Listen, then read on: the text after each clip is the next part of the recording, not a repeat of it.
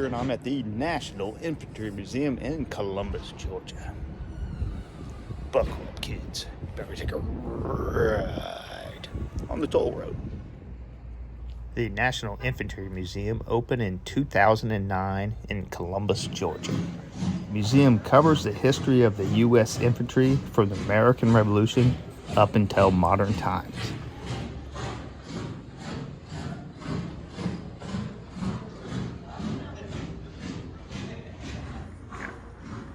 Not gonna sneak up on George Washington's troops, I tell you that much.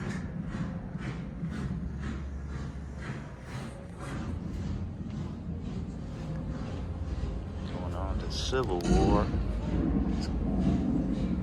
Kind of like it. They got the gunfire in the background. It's a real eerie feeling. I love this place.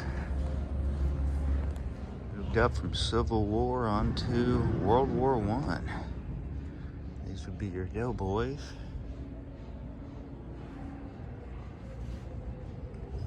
It's kind of... This guy's waiting in ambush.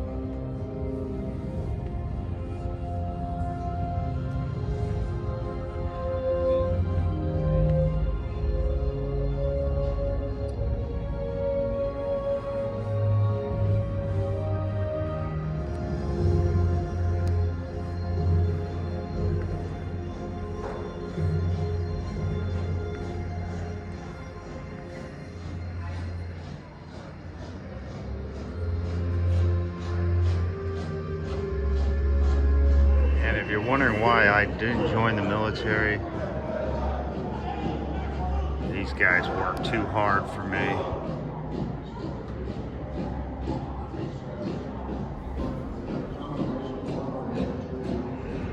So these weapons look a little bit more than basic. Man, I wouldn't want to mess with those. Or that.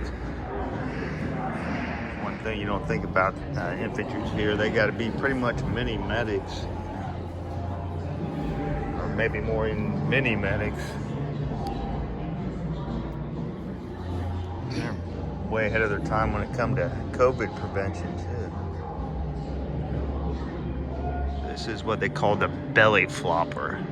It was a precursor to the Jeep actually, but they found it was too low to the ground to go over terrain, and it was too light for rough stuff. But as you can see, they lay right down on here.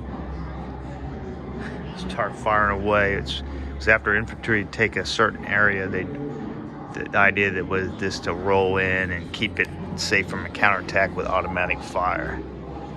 Came up, invented in 1937, precursor to the Army Jeep.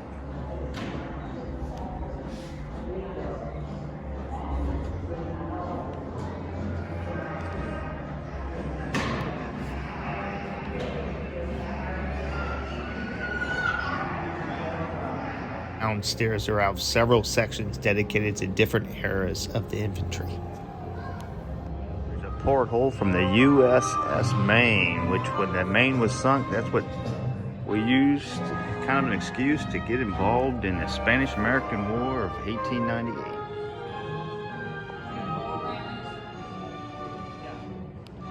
Hardtack was so delicious that instead of eating his ration, this soldier decided to use it as a postcard instead. Cuba must be one. Remember the Maine. Weapons seized from the Filipino insurrection, 1899.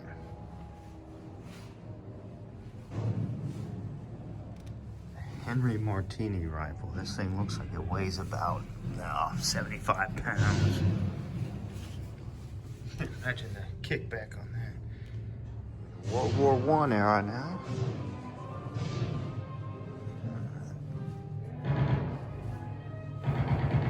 Check out Sweet stash on this guy.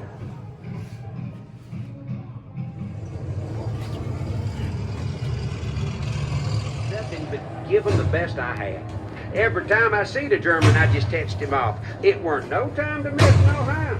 I was right out in the open, and the machine guns, there were over 30 of them in continuous action. They were spitting fire and cutting up all around me something awful, but they didn't seem to be able to hit me.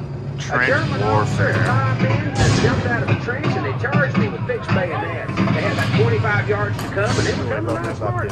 Trench warfare stuff down here. All the shelling and lights are seeing. The ground below me actually shakes at this shelling. This is a cool Then I authentic turned to the setup. rifle and kept right on after those machine guns. I know now that if I done kept my head and didn't run out of ammunition, I had them. So I done hollered to them to come down and give up. I didn't want to kill any more than I had to. Here's an example of a periscope they used to see if the enemy was stupid enough to enter the dead zone in between the trenches.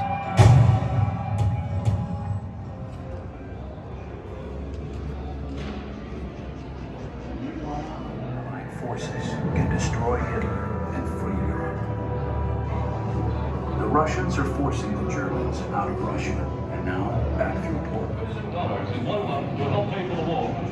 Hollywood's most famous movie stars leave the film capital to help the government sell war bonds. And how that crowd lines up to buy bonds from their favorites. They buy knowing that every dollar invested helps send more planes, tanks, and ships to the United States.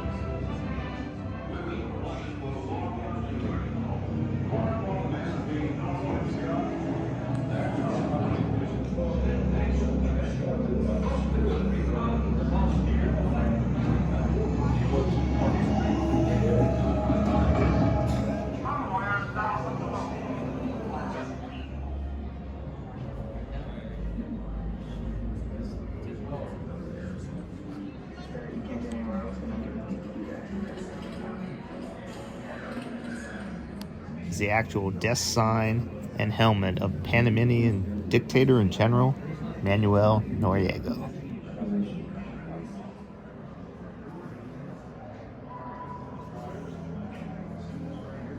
On August 7th.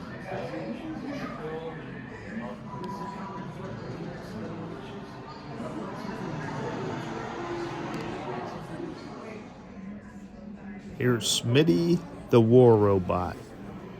You don't want to mess with this guy.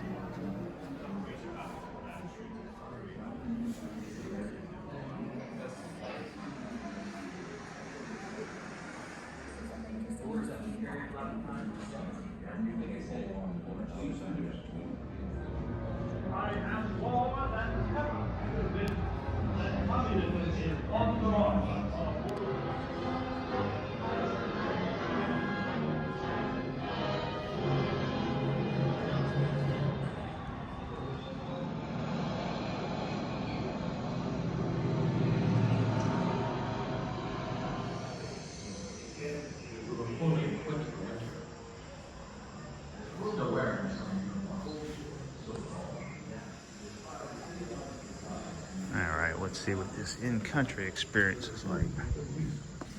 What we could say. It's the simple things that make you good. Your senses are very, very sharp. You learn to cook and eat what's out there. You learn where to find water. It's the skills and senses that you develop in combat that make the difference.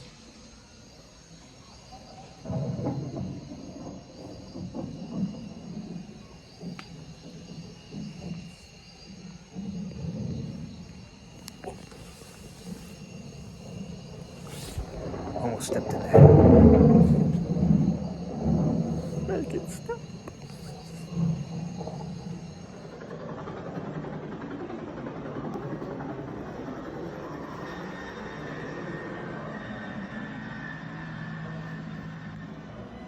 Mannequins they have set up here show you the difference between the North Vietnam regular army, like the guy you see right here.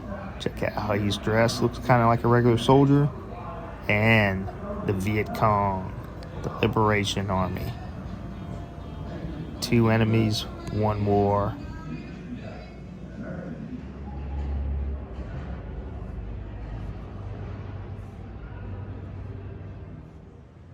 Now, in the very beginning, in the Revolutionary War, you had mostly state militias.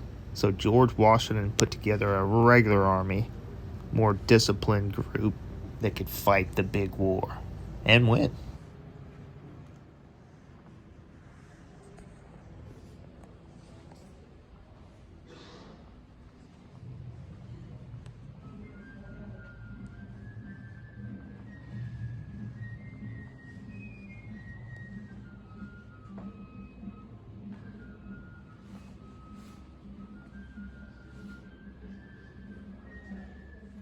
The 4th, 5th, 6th, and 8th U.S. Infantry regiments are the first to land. The Army surrounds the town by land. The Navy blockades by sea. Siege operations last until March 29th, when Scott negotiates the complete surrender of Veracruz. A sound defeat. The Mexican army scatters, leaving General Scott and his men free to march into the town of Puebla.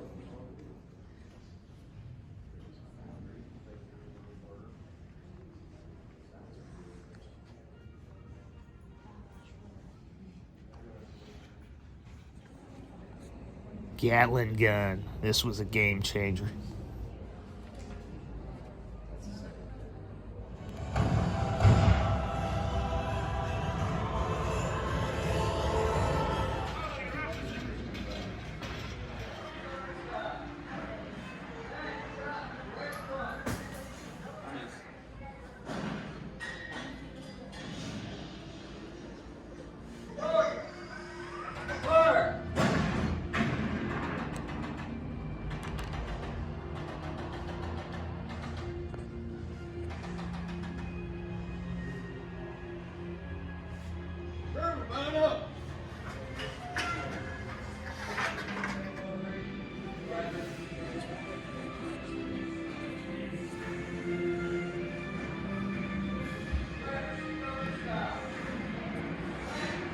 This is the parade grounds for Fort Benning.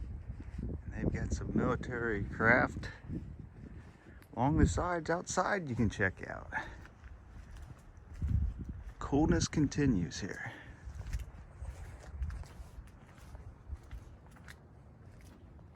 Yeah, there's no pothole that's gonna be trouble for this. Got a clearance on this bad boy.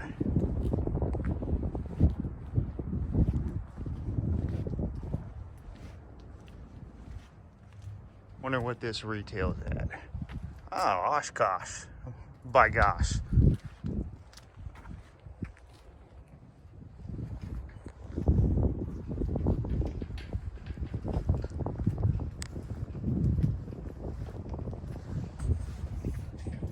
Another cool thing they have here, it looks like a recreation of the Vietnam Memorial Plaza.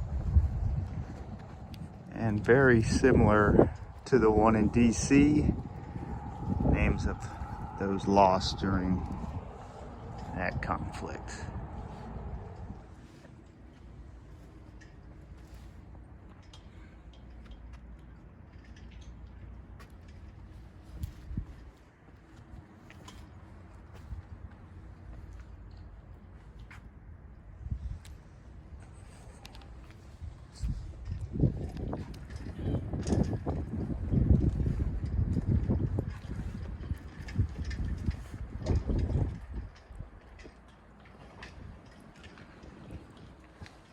That's going to do it for the toll road here at the National Infantry Museum in Columbus, Georgia. Really a great free museum. Met some nice new friends.